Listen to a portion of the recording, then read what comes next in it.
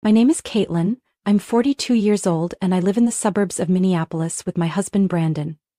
On paper, I'm a full-time housewife.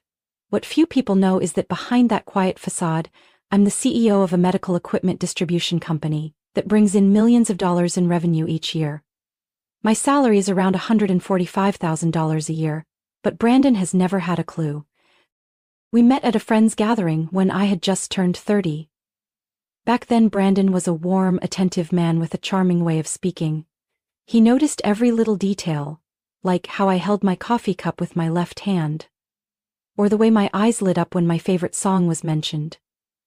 I used to think, if I could spend my life with someone like that, it would be the greatest blessing. We got married after nearly a year of dating. At first, I truly believed I had chosen the right person, but that seemingly lasting happiness began to fade when Brandon started showing his true self. He began making excuses not to change jobs, even though his current salary barely covered basic expenses. When I gently offered suggestions, he brushed them off, sometimes even saying, "Don't try to make me live by your standards. I'm not your employee."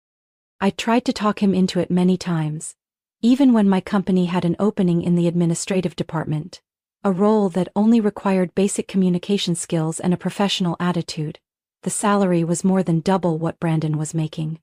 I even personally spoke to the head of HR to hold the position for him, but when I brought it up, Brandon frowned and said, "You think I'm so useless I need my wife to get me a job? Don't meddle in my business." I was stunned. I couldn't understand how someone who once said he loved me so deeply could now take sincere advice as an insult. His stubbornness baffled me. But even after being shut down, I kept trying to endure. I thought, as long as I made enough money to keep life stable, everything would work out. Every month, I regularly deposited $1,400 into Brandon's account as a living allowance. He would burn through it in less than 2 weeks, then text me complaints about food prices, gas prices, how life was stressful. I stayed silent, not because I didn't know he was spending the money on frivolous things like sneaker collections or online games, but because I was too exhausted to argue. With my income, that amount wasn't significant. But what hurt me wasn't the money. It was his growing indifference. He never once asked if I was tired after a long day, never noticed when I stayed up late answering emails or had to fly to 2 different cities in 1 week. In Brandon's eyes, I was just a woman living off the money he provided, and he was the one working hard to keep this home together. I remember one time my mother came over to help tidy the house while I was in online meetings all morning. As soon as Brandon got home, he tossed his keys on the table and said something that made my mother freeze. "Another stranger in the house again? I need my peace and quiet." I stood up, took a deep breath, and spoke through clenched anger. "She's not a stranger. She came here to help us, not to be disrespected like that." Brandon just shrugged. "That's how you see it, but not me. I have a right to feel uncomfortable in my own house." I turned away, hiding the tears that had started to fall. That was the first time I felt a crack in our marriage that couldn't be repaired. After that day, there was a strange silence between us. We still lived under the same roof, shared dinner, sometimes watched the same TV show, but everything felt cold and forced. No more random hugs, no more goodnight wishes. Just 2 people living side by side, as if the bond between us had dried up and turned into routine. Brandon became increasingly irritable. He'd get mad over little things like a towel not folded the way he liked or the TV remote not in the right spot. He blamed me when the coffee machine broke, even though he was the last one who used it. It was like I had become the scapegoat for every little frustration in his life. I started to feel like a maid in my own home. One evening I came back from a tense meeting, hadn't even taken off my shoes yet when Brandon stood in the kitchen holding up a shirt and snapped, "This shirt isn't even ironed. Do you ever do anything right?" I gave a hollow laugh, swallowing my anger. I used to be the woman running around pitching to major clients, negotiating multi-million-dollar deals. Now I was being asked if I knew how to use an iron. I said nothing. The more I talked, the more he twisted my words, blamed me, and tore into everything I tried so hard to preserve. I was starting to feel drained. My body was okay, but my spirit was worn thin. I remember once when I had the flu, running a high fever and unable to get out of bed. Brandon didn't even check on me. Instead of bringing me medicine or asking how I felt, he just stood at the door and said, "Hurry up and get better. I don't have time to take care of you." I didn't expect much, but those words sent a chill down my spine. That wasn't something a husband should say to his wife. That was something a stranger would say when forced to live with someone they didn't like. The loneliness became more and more overwhelming. I felt lost in my own life. When did the man who once held my hand at our wedding, promising to walk through life with me, become the one who hurt me the most? At that point, I started having restless nights, often waking up in the middle of the night wondering why I was still here. Why was I, a strong, successful woman who had overcome so many obstacles, putting up with such a damaging relationship? I didn't tell anyone, not even my mother, Frances, who had always loved and protected me like I was her greatest treasure. She called many times to check in, but I always said everything was fine. I didn't want her to worry, didn't want anyone to see my weakness, but I never expected Brandon to drag my mother into this in the worst way. One Saturday afternoon, my mother came over. She brought my favorite stew and a basket of fresh fruit. I was chatting with her when Brandon walked in. He took one look and sighed loudly, dropped his bag and muttered, "Again, there's always someone sitting around this house." My mother was startled but kept her smile. She tried to stay polite. "I'm just dropping by to see my daughter for a bit. I'm not intruding." Brandon shrugged, opened the fridge to grab a drink and spoke like I wasn't even there. "I don't want to have dinner with outsiders. Some people just don't know how to respect boundaries." I stood frozen. In that moment, I saw my mother hesitate. She gently set her bowl down, glanced at me, and softly said, "I think I should go. I'll come by another time." I walked her to the door, heart sinking. When the door shut behind her, I turned to Brandon, my voice no longer holding back. "Do you realize how hurtful you're being?" He looked at me, unfazed. "I'm just being honest. If you can't handle that, that's your problem." I stood still in the quiet kitchen for a long time. The house no longer felt warm. Everything I had built now felt like it was falling apart, piece by piece. At that moment, I had no idea that just a few weeks later, something major would happen and change everything. And in my most vulnerable moment, Brandon would show his true colors more clearly than ever. I don't remember exactly when I collapsed, only that the office lights dimmed and everything faded to black. When I opened my eyes, I was lying in a hospital bed in the emergency wing of Mayo Clinic, an IV in my arm and my head heavy, like I had just gone through a storm. The doctor said I had fainted due to prolonged exhaustion and needed further tests because some of my readings were unusual. I didn't think much of it at the time. I had always been strong, used to a fast-paced life, and figured I'd be fine after a few days of rest. But 2 days later, I was brought into a private room to hear the diagnosis. "We found a tumor in your pancreas," the doctor said, looking straight at me. "Fortunately, we caught it early, but you'll need to start treatment immediately. This won't be easy." I heard his voice, but everything else sounded muffled. The ground beneath me felt like it was slipping away. I wasn't afraid of the illness. I was afraid of facing it alone. That night, I texted Brandon briefly saying I was in the hospital and needed to talk. He didn't reply. I called. His phone rang, then went to voicemail. Not a single message, not a word of concern. I began treatment without him by my side.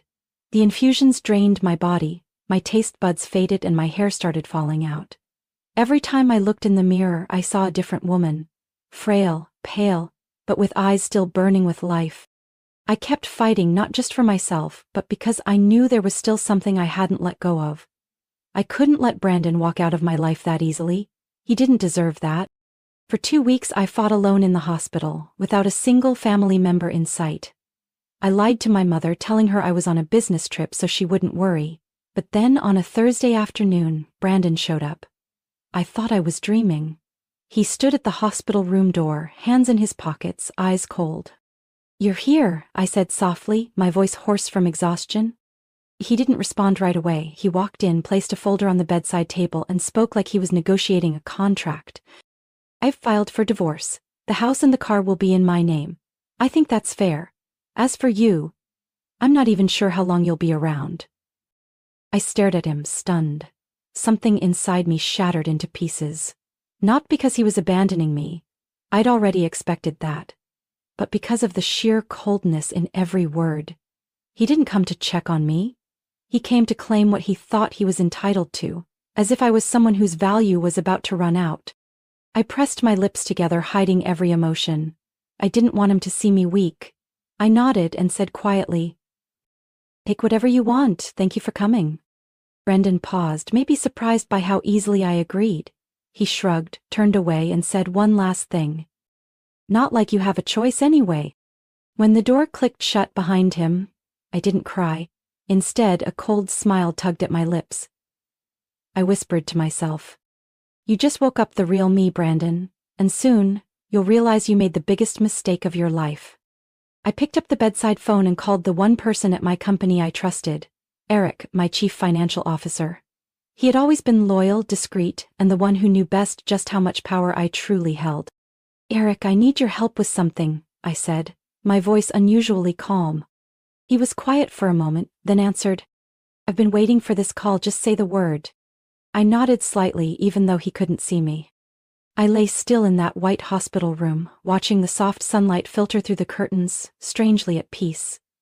Maybe because I had finally decided to let Brandon go. But not the way he thought. He wanted to discard me at my weakest? Fine. But in that moment I realized I wasn't the one who needed to be set free, it was him. From the life I'd carried on my back. A life he never even knew I built. 3 days after that cold hospital visit, Eric came to see me. No flowers, no sweets. Just a leather briefcase containing everything I needed. He set it on the table and asked gently, "Are you sure you want to go through with this plan?" I looked straight at him, my gaze unwavering. "Yes, and I want everything to start tomorrow." Eric understood. He was the only one in the company who knew I had used my mother's name as the legal representative to keep my identity hidden. I'd always wanted to live modestly, never letting Brandon know I was the one behind the major contracts his company depended on. Looking back, maybe I had been too kind. The next morning I signed a short letter terminating the supply agreement between my company and Vitaltech, where Brandon worked in logistics. That contract made up over 60% of Vitaltech's revenue last quarter, and I was the one who had approved it after a pitch, led by Brandon nearly a year ago. I remembered clearly how excited he was, boasting that it was thanks to him that the company had secured a deal with a major partner, without ever realizing that major partner was sitting just one bedroom wall away. The termination letter was sent out at 8 a.m. Monday. By 3 p.m. I received a call from the CEO of Vitaltech, Mr. Peterson. He kept it brief. "We're quite surprised. If possible, we'd like to know the reason." I replied, calm but firm. "I've been made aware that one of your employees has demonstrated inappropriate behavior, disrespect toward female colleagues, and signs of misusing company assets. As a major partner, I cannot condone that." There was a pause before he asked, "What's the name of that employee?" I answered simply, "Brandon Scott." That afternoon Brandon came home late, looking pale. He had no idea I had hired a private lawyer to send him a counter-divorce filing, this time with a clause requiring him to vacate the house, which was under my name, within 30 days. That house, by the way, I bought. I only added his name to appease my prideful husband. Brandon opened the fridge to get some water without saying a word. Then, after a few moments of silence, he finally said softly, "I got laid off." I set my book down, not the least bit surprised. "Because of the terminated contract with my company?" He turned to look at me, eyes full of disbelief. "How do you know?" I walked slowly to the desk, opened a drawer and pulled out an envelope. I placed it on the table and said, my voice calm to the point of being unnerving, "Because I'm the one who ended that contract. I'm the CEO of Silvermed, Brandon, the company you proudly claimed to have won over, the company you thought you were smart enough to convince." Brandon froze. He looked at me like he couldn't believe what he was hearing. I continued, "For all these years, I've paid every bill, covered your credit card debt, paid tuition for your nephew when your cousin hit hard times. I transferred over $1,500 a month to you in allowance, when your actual salary didn't even come close to that. I did it all because I believed in something called love." Brandon stepped back. He grabbed the envelope from the table, opened it with trembling hands, then looked up. This can't be real." I smiled. "Divorce papers, asset division terms, and your meeting schedule with my lawyer. You have 30 days to move out. And the $3,200 monthly mortgage payment, I won't be covering that anymore." He was stunned. The air thickened around us, filled only by the heavy breathing of the man who once leaned on me like the whole world belonged to him. I walked away, leaving him there with numbers and a brutal reality crashing down. In my heart there was no hatred, just clarity. Brandon had lived too long in the shadow I created. Now it was time for him to step out and face what he had taken for granted. Just 3 days after Brandon received the official divorce papers from my lawyer, the hospital room phone rang near midnight. I was exhausted from my second round of chemo, but when I saw his name on the screen I knew right away. The panic had begun. "Caitlin, please, just hear me out." His voice was shaky, raw, like he'd been crying. I said nothing. On the other end was a man in free fall, and I, the one he had once left behind, was now the only lifeline he was desperately clinging to. "I was wrong, I was so wrong, I was stupid. I thought you were just some dependent woman, but now I know. You were the one holding everything together. You were the reason my life didn't fall apart." I put the phone on speaker, leaned back against my pillow and closed my eyes. Not because I was moved, but because I wanted to hear every desperate word. Something I had once wished for, back when I lay in a hospital bed battling illness alone. Brandon kept going, his voice rising with urgency. "I've lost everything. The house is about to be foreclosed because I can't make the payments. The company, they didn't just fire me, they put a formal warning in my file. No one else will hire me now. Caitlin, please, give me another chance." I opened my eyes, watching the soft glow of the nightlight. Calm and cold, I spoke. "A chance? You had a whole decade to respect me, to love, to share, to understand, and you chose not to? Now that everything you were used to is gone, now you realize my worth? Too late, Brandon. I know. You're angry, but we were happy once. Please remember those times. I'm begging you." I smiled faintly. "Brandon, do you remember the name Alyssa?" The other end of the line suddenly went silent. I could hear his breath catch. How did you find out about that?" I spoke, each word sharp as a blade. "The CEO of Vitaltech called to apologize and happened to mention they'd quietly investigated an internal complaint. Turns out you had a personal relationship with the new intern, Alyssa Morgan, 24 years old, daughter of the Chicago branch director. Should I go into detail about those late overtime nights?" Brandon started stammering. "No, it's not what you think. It wasn't like that. You're right, it was worse than I thought." I hung up, not another word. Right after, I opened my contacts, hit block. I also emailed my lawyer requesting a no-contact clause during the divorce proceedings, and began preparing a civil suit for breach of marital duty. In the state of Minnesota, with proof of infidelity, the betrayed spouse can file for emotional damages, and I had plenty. The next morning, my lawyer Eliza Harper came to the hospital. She showed me a stack of screenshots from conversations between Brandon and Elisa. Flirtatious messages, hotel meetups, even selfies taken in the Vitaltech office, all time-stamped and geotagged. I wasn't shocked, I just felt relieved. Every suspicion I'd pushed aside now had a name. "I've sent a formal demand for $85,000 in damages," Eliza said. "He'll likely contest it, but with this evidence, the court will be on your side."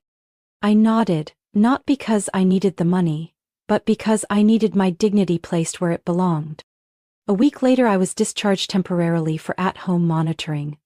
During that time, Brandon tried to contact me through emails, social media, even showed up at my company's office.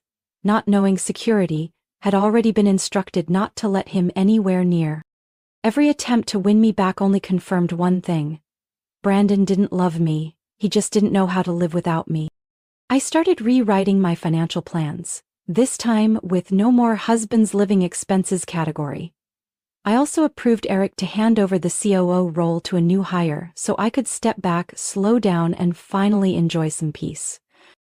And when I stood on the balcony of my new home, the one I moved into after leaving the old house full of memories and pain, I closed my eyes and felt the cool breeze brushing through the short new hair that had begun to grow after treatment.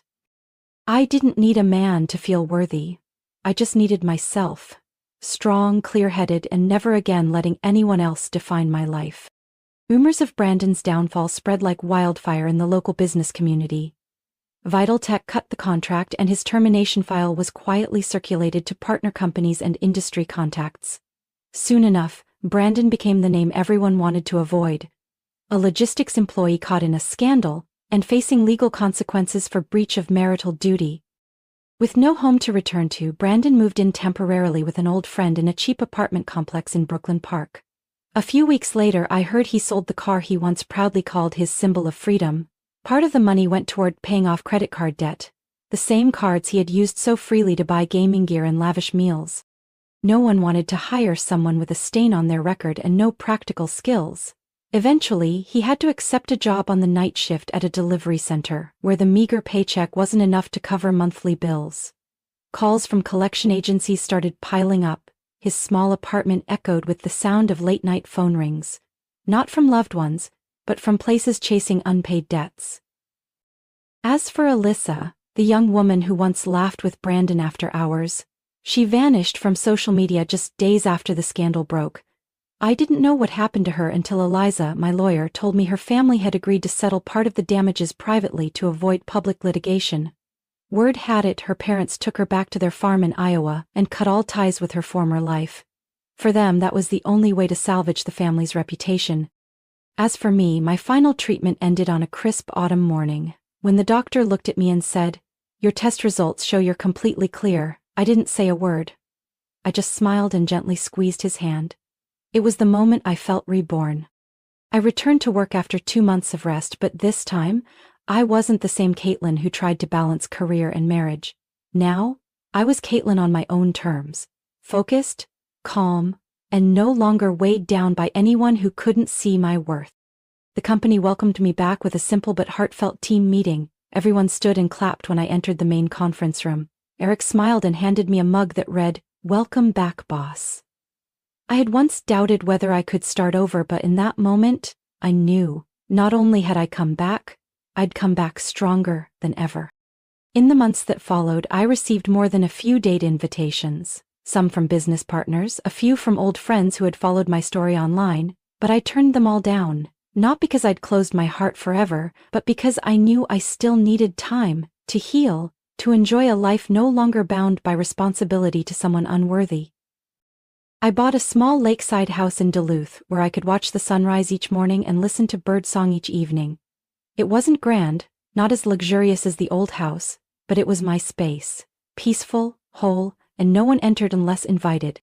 One weekend afternoon while I was brewing tea in the kitchen, Eric stopped by. We sat on the porch, watching the lake shimmer under the golden sunset. "Have you thought about getting married again?" he asked, half teasing. I looked at him and smiled softly. "Not right now, maybe someday, but for now I'm happy like this." He nodded, saying nothing more. The breeze carried the scent of pine and damp earth, and in that moment I knew. I hadn't just overcome Brandon or the illness. I had overcome the fear that once kept me silent too long. I took a sip of hot tea, thinking quietly to myself. In the end, I became the one who wrote the final chapter of my story. From my own journey, I've learned that resilience doesn't come from moments of strength, but from the times we rise after being pushed to our lowest.